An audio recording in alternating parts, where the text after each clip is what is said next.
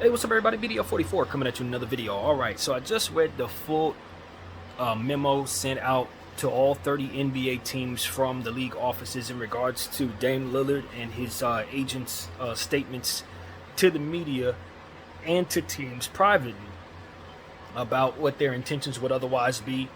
Uh, for Dame Lillard, of course, we know Dame's agent was reported to have said that they only want to go to Miami, and they let all teams know that you're going to be traded for a unhappy player if you go ahead and get Dame. And I said it. I said that I was like, okay, that's agent protocol. But I told you guys on the channel that day when I first heard that I didn't think it was the right move. Sometimes the way to do things isn't the way to do things this time. And Dame Lillard's contract, coupled with his age, coupled with the uniqueness of the circumstance, coupled with the package that Miami can offer, and all these different variables make it so that you are not necessarily going to be successful when you make that type of threat. All you're going to do is lock the market up. We just went through a situation that kind of stunned the market last year when KD and Rudy Gobert's circumstances transpired and nobody could make a move because the price tag on everything was overwhelming. We talked a little bit yesterday on my therapy session about the running back situation in the NFL and how that's gotten completely out of hand, and no solution seems to be present at this time for that situation. These guys aren't getting their money. So it's a lot of stuff that speaks to why I firmly agree that this is probably the best course of action for the NBA to now, if I didn't already verbalize it. They said within the memo, we're going to be coming down on people who do this. If you're going to use your agent to speak to the media or speak to teams about your intentions, we're going to assess that, and then from there, we're going to fine you or whatever is right. They're going to come down on you because at the end of the day, what ends up happening is you affect other free agents' opportunities and teams as a whole opportunity, and that trickles into what the teams are going to look like throughout the course of the season, how players are going to be able to play their roles, injury expectations, and things of that nature are all things that transpire from events like this where the market gets locked up or player demands out, and now other things got to happen for this player to get out. I do have a sense of solidarity as it pertains to Dame Lillard specifically in this way. I don't think he invented this wheel, and I don't think it's very fair that now when it's time for him to press the button, suddenly we're not going to allow it. It's a hell of a time to draw the line, is what I'll say to the NBA. You didn't draw it with nobody else, and I guarantee you, if it's a different name or a different respect, you're not going to do this. If Dame is younger, you're not going to do this. You're going to let him move around the way he wants to move around, just like you did KD, just like you did everybody else. So for me, I don't think the NBA is wrong. I just think they should have drew the line when it didn't benefit them as much to let it happen, so that they couldn't allow for such a precedent to come through. They allowed for this, and now when Dame wants to do what he was shown how to do by others who were of his caliber or higher, now it's like, okay, that don't work for you, Dame. You can't use that privilege. And it just seems like, to me, that shows certain partial, I don't know the word, but that shows favoritism, and it's partiality. I don't even think that's a word. But you're showing that you're partial to other players, and maybe not Dame Lillard, for reasons that may make sense but are not right, if that makes any sense. It makes sense because you got to value his age, you got to assess all these different things, just like we said about the running backs. It makes sense because the value of the players that are declining, guys get hurt after a couple years, you pay them big contracts to do what it is that they do, and then they wear down, and we have enough evidence of that to know that the running back position should likely be reacted to this way in the market. The solution is, of course, to let the guys come into the game sooner and get their money up front. So it's like those are the different things that we're looking at in that league, and then you double back to the NBA and you realize they do have to kind of react to that for which is going on in the neighboring league with a different sport, because it's in our faces, the market, and how it can ultimately trickle down to guys being in a bad space with their free agency. So different sport, different way of doing things, but it's the same idea. The market speaks a certain language, and if you don't understand that language, you start doing certain things within that market, it's going to mark you down. And so that's really what it comes down to. We understand that fully. And I think, as I look at Dame Lillard's situation, I just say He's on board now. You know, the statement that's been responded in regards to his people is, yo, we're going to go to any team y'all want to trade us to. We're fully compliant. We're on board. So that's what we've all been waiting to hear Dame say. And I still hope he ends up in Miami. You know what I'm saying? Seriously. Because at the end of the day, it wasn't about forcing Dame to not go where he wants to go. He's not Kyrie. You know, they're not going to do him that way. They're not mad at him like that. So it's like it's not about doing everything but getting him where he wants to go. It's about Miami literally not having anything to offer for him. If they had something, he'd already be there. I don't think anybody's against Dame going to Miami. It's not like it's some super souped up move that's going to change the league forever. It's not KD going to Golden State. That's not that. What it is him creating an opportunity to be one of several contenders in the NBA, just like the Suns, just like Boston, just like the Lakers, just like Denver. So it's like, I don't look at this situation and say Dame shouldn't get what he wants. I did think Dame should have been a bit more loose about what he was allowing for people to hear in regards to what his agent and all them was talking about. But at the end of the day, you hire your agent to move you to where you need to go. I'm not asking Dame, especially when he got $500 million in a good life, to be thinking about how to react to the market for moving teams when he never intended to move teams in the first place. So I'm not expecting him to understand the nuances of the NBA market and how he's supposed to be able to get what it is that he ultimately wants. But this is what I was talking about. It's not about you saying, fine, I'll go anywhere else as it pertains to what you now will agree to. It's about chess getting you still to Miami. And so that's what I was talking about a couple weeks ago. It's like, bro, we're trying to get to Miami. Still, the focus is getting you to where you want to go. But we have to maneuver about it in such a way so that your price tag isn't impossible to acquire. Man, that's what it was. You affect your price tag when you tell people, I only want to go one place, and everybody else who wants to make a move for me, forget y'all, because I'm going to be a fool when I get there. It's going to be some James Harden fat suit stuff. It can't be like that. Because if it ends up being like that, because we've learned from James Harden, they ain't going to do it. They're not going to move you. You're not going to move you, and you're signaling to everybody else that you're going to be a problem, so they're not going to want you. And we've seen enough Dwight Howards and enough people over the years make that mistake and lose all of their respect or cachet or the support that they otherwise have in the league just because they did a whole lot while they were superstars trying to get what they wanted. And when they came down, that's when they were able to ultimately have that get back from all of the owners who were unhappy with them all this time. So you can see it all over the league where guys are blackballed to get kicked out early or not given opportunities or not being supported, whatever the case may be, and it's because of this.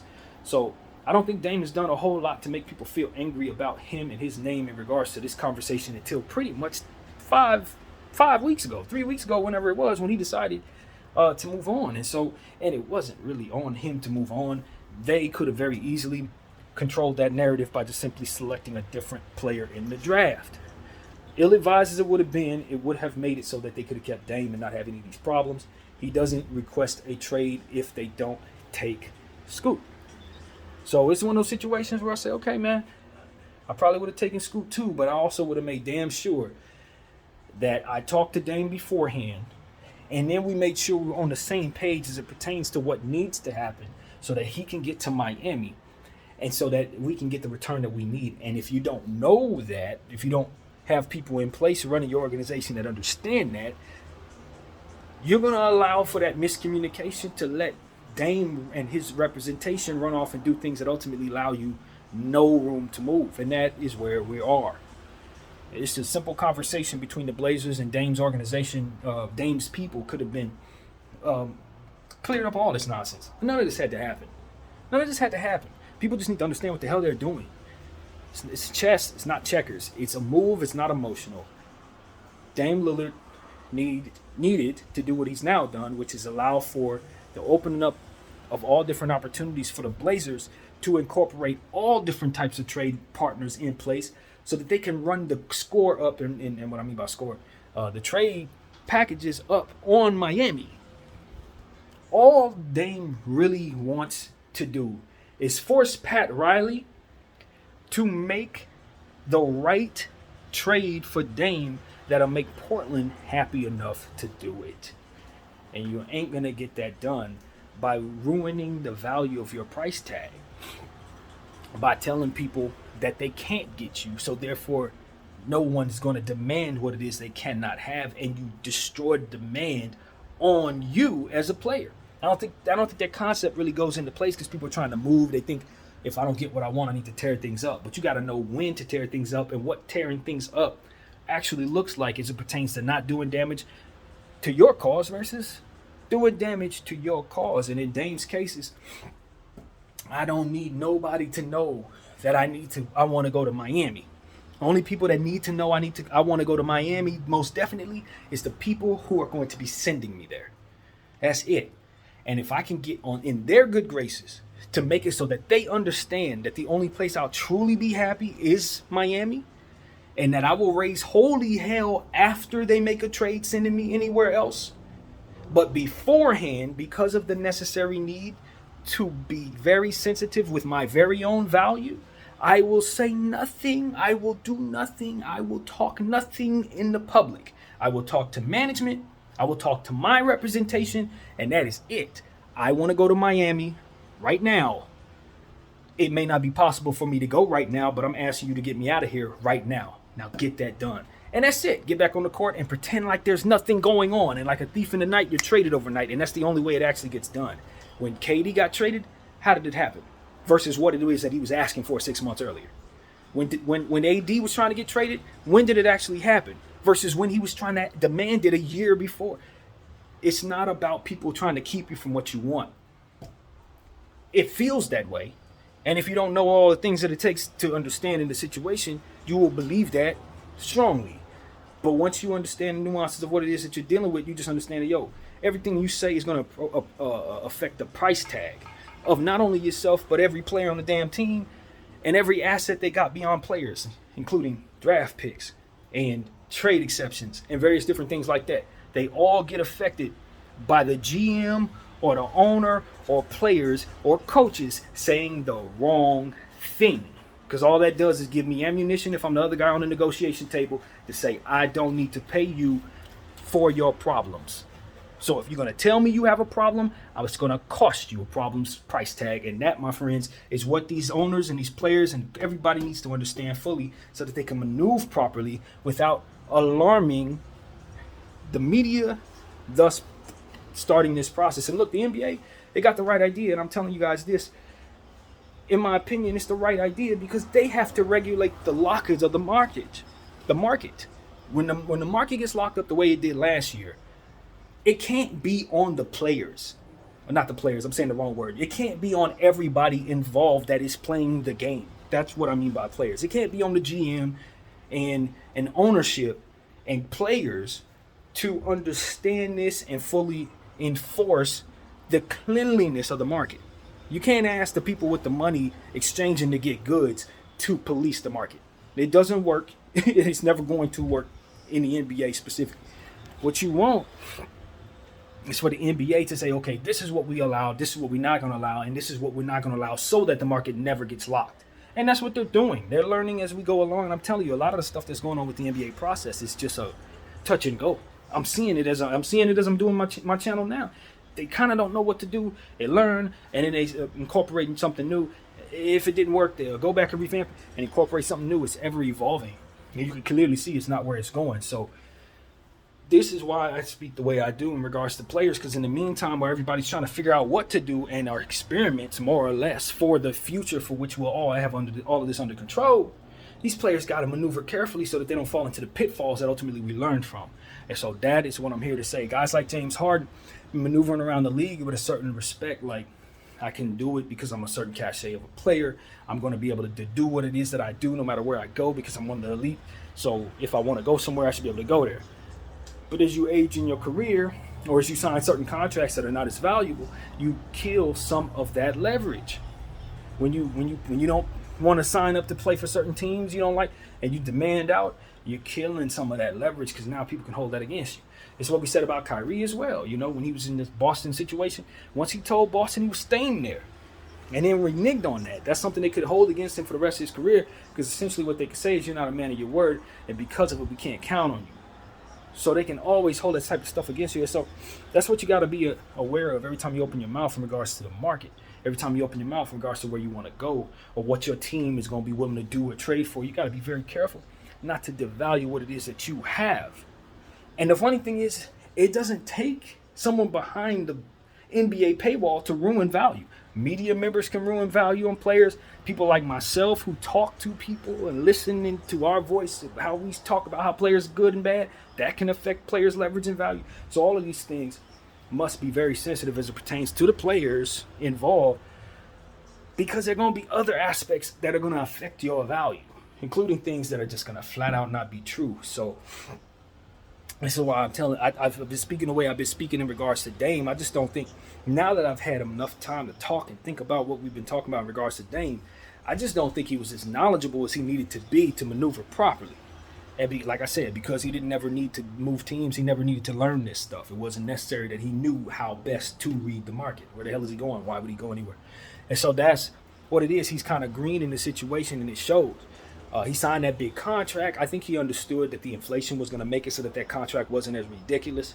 His representation probably assured him that, there were going to be a Jaylen Brown contract coming down the pipeline, to where we would look at Dame's contract and not see the same thing no more.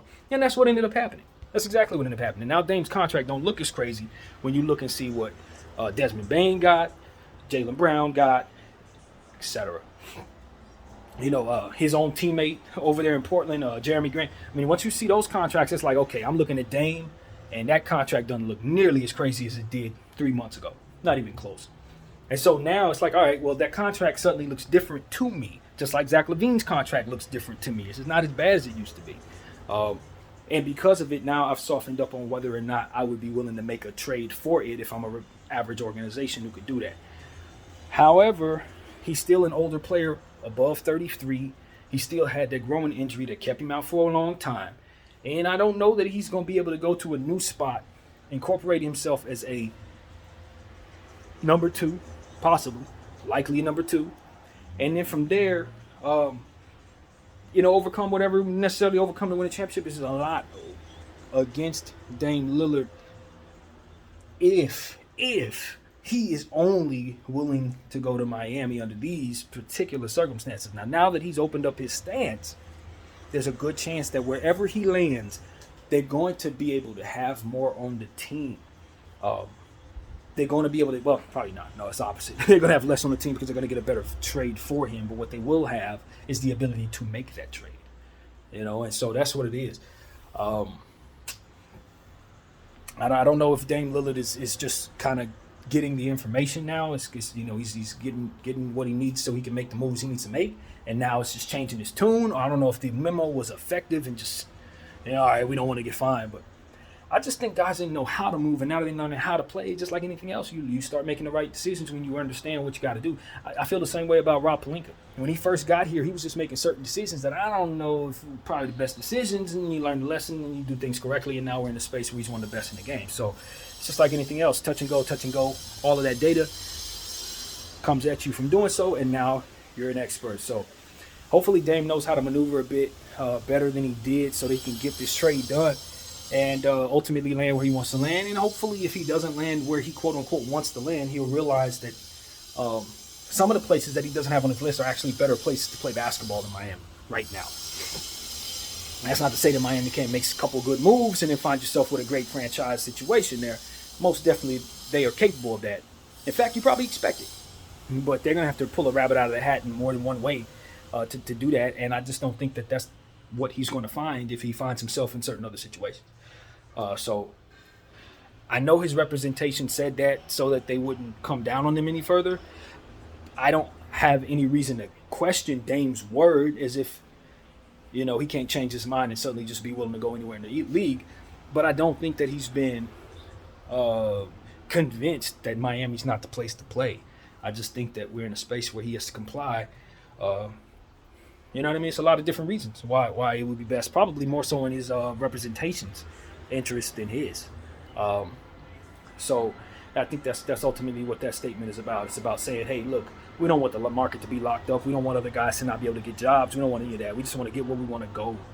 And we've seen other guys do that in the past, so we figured it would be a good application to do it this way under these circumstances, and it just simply isn't. That's what it looks like to me. So that's my perspective on Dame Lillard's situation. You know what I mean? I just have a lot more understanding of what his contract looks like. For me, the contract was egregious. That's my thing. It was like, oh, this is the worst. I can't do nothing with this. But now it's like, okay, nah, we're just in a different space with that. So now we can remove that bit of tea leaf, so to speak, that it's a bad contract, and just say it's an average NBA superstar contract right now. Maybe a little above average, but it's gonna be average by the end of the year when guys keep signing. So, yeah, man, I don't know what else to say. I think Dame and his representation have been slapped on the wrist. That's mostly his representation, and now they're saying the right things to make a trade happen. So hopefully, this translates to a trade taking place. I'm pretty sure now that they've done this, they gotten all kinds of phone calls. So right now, as we speak, I'm pretty certain the phone lines are going crazy for the Blazers in regards to the Dame Lillard contract. That doesn't mean that every team's going after Dame or even thinks that they would actually get him. But it does make it so that the price tag on everything looks better, and that's what this really does. For a lot of us who don't understand the market, who don't understand these things at all, the effect of that statement by the NBA should make it so that the price on everything that Miami was looking at, that Portland has, and vice versa, should be back to cost. I can't hold over your head anything in regards to Dame's representation. Let me try to think this out, make sure I'm saying the right thing. Dame's representation now, his management, now are not going to be able to hold up the market for me in regards to, if I'm the Blazers, you're not forcing my hand to Miami. You're not forcing it so that the people who want to make a trade with me don't want to talk to me. That's what they're not doing. That's the exact way to think this out. You're not keeping people from calling me. And that's exactly what Dame and his representation did to the Blazers by coming out there saying, yo, we're only going to Miami, and that's it. Now it's like, okay, nobody going to call us for you, Dame. We can't get nothing going. And in that situation, in theory, your assets could be losing value just by the nature of that. You know, what you have, especially since it's stationary, nobody's playing basketball right now, what you have could actually be losing value temporarily while this is going on. So it's like the more this is going on, the less you're able to move other things. You know what I mean? The less you're able to do other deals because people are looking at you saying, oh, you got this problem. So just like I already said, you got this problem, I'm going to make you pay for it. Oh, you got to get Dame out of there, right? Okay, well, I'm not going to pay cost for Anthony Simons because I know you have to get rid of Anthony Simons, as opposed to it being something that you ultimately just would choose to do. So that's what this does. It brings the price tag back to a place where I think the Blazers are very pleased. On Dame Lillard specifically, they can get him out of there for a price that makes some sense. So, like I said, I hope Dame gets to Miami because I know that's where his heart lies, and I don't believe that the Miami Heat are the worst situation in the world. It's not like it's the worst to where I'm just objecting it. I just don't think it's a good one. You know, when you start labeling things from good to medium to bad to horrible, I think Miami for Dame is somewhere between bad and medium, like in between. It's decent, and it's only because of the coach, obviously Jimmy and Bam, and Tyler if they keep him, and Local, and that's about it. And then a couple of the young players that they have, like Hawkes and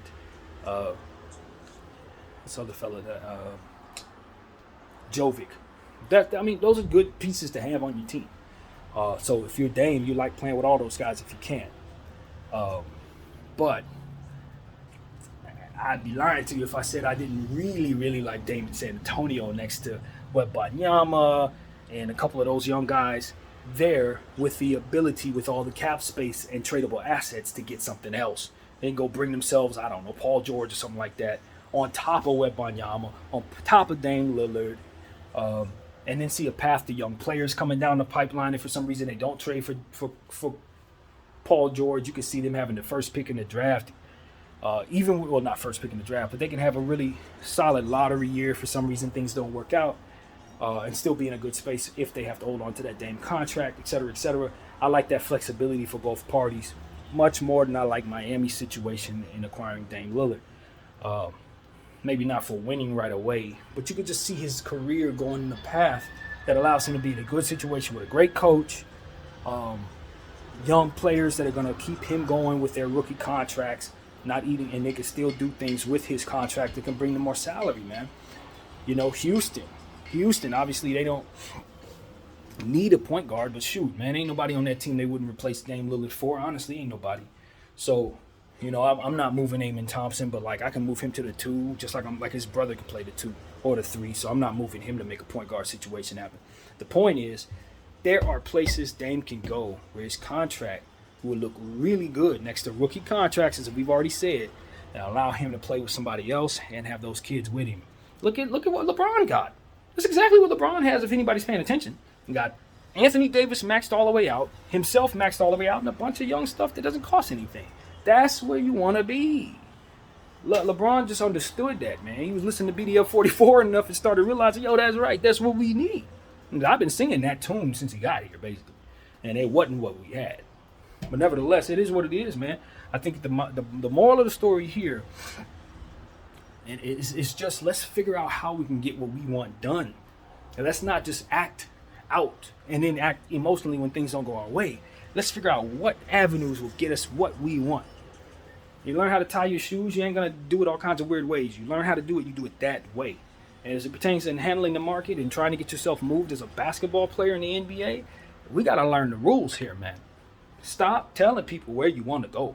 That's going to keep people from being able to move you at all. You're affecting the prices, just like anything else. You want the price to go up on anything that your home? You want the price to go up on your Bentley? Hell no. You're going to do whatever you can to keep the price where you want it to be so that you're paying for it the way you want to pay for it, etc. You're not going to ruin the price on nothing. And so if you identify that that's what this is, you just simply won't make that decision. So that's what I got to say, man. Hopefully these players are wisening up. These representations are opening up the idea to informing people what it is they need to know so you don't get the backlash that comes from not, literally. And then from there, like, hopefully players can find ways of being happy where they're at, man. I want more of these teams to operate properly so that players don't have to leave there to play in good situations. A lot has been said about players wanting to leave markets to go to bigger markets. But what is not being said is that a lot of the smaller markets that they're leaving aren't being run properly. So they're not leaving a small market, they're leaving a bad organization. And in choosing to leave a bad organization, they're likely going to go somewhere where living is a fun thing to do. So that's what this looks like to me, more than not. And it isn't articulated that way because the media's, they got to make it juicy for you. But that's what it is. These organizations ain't doing things right. These players have to get the first couple contracts and make sure they're wealthy. You say, oh, and then when they get wealthy, they want to get the hell out of those bad situations and into good ones. If more teams are acting like good organizations, you ain't going to have this problem. More players are going to want to stay there. They're going to see themselves like Dirks and Reggie Millers and Tim Duncans. They're going to want to be in those places because that's where that's the only thing they're going to know. They're going to be more like Giannis, be more like Jokic. They're going to win where they're at. So that's what I want to say to people, man. I ain't no, oh, I got to leave this organization because I have to live in LA. Everybody in the NBA has a house in LA. And they live there when they want to, man. These guys are wealthy. They want to play in good situations. And if those situations can't get better, they're going to have to get their money first and get the hell out of there after 7 years. So that's what it is, man. I hope that we're able to see some of the changes necessary so that more teams could, develop young players, be willing to have their organization just run in a way that allows for new talent to replenish at all times. And if you do that, you'll never be too attached to a superstar or too attached to players developing any of that, because you'll always have the next guy coming up behind them. You always have several young role players that can ultimately give them a breather, allow them to rest their aching bones and not have so much usage going into year 10 and 11, so they can have a little more for you for the rest of their career on that last long big contract that you're going to have to pay them. All of this stuff connects, and we've been talking about it for years. So that's really what it is, man. I hope everybody is enjoying their day. I certainly am. It's been a hot start to summer. Hopefully summer can just kind of zip by. I love the summertime if the NBA were playing during the summer. But given the fact that we can't have both the hot weather and the NBA at the same time, it's like two things can't come together to be perfect. You know what I mean? I personally don't necessarily think NBA players want to play in the summertime because that's when you want to be on Turks and Caicos, so I ain't mad.